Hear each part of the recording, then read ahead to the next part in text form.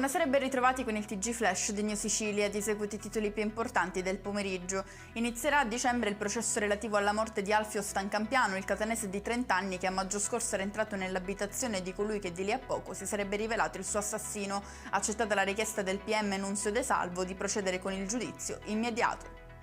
A 26 anni dall'omicidio di Mico Geraci, sindacalista della UIL e simbolo della lotta contro la mafia a Caccamo, il GUP di Palermo ha disposto il rinvio a giudizio per i fratelli Salvatore e Pietro Rinella. I due capimafia del mandamento di Trabbia sono accusati di essere i mandanti del delitto avvenuto nel 98.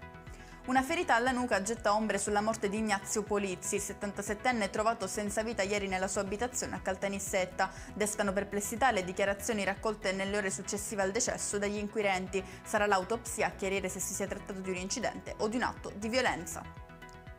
Far entrare nel carcere di Siracusa droga e ben 22 cellulari. Questo è l'obiettivo con cui è stato spedito nella struttura di Contrada Cavadonna un pacco postale destinato a un detenuto. A lanciare l'allarme è stata la SIPPE, il sindacato di polizia penitenziaria, che parla di una carenza di personale cronica e pericolosa.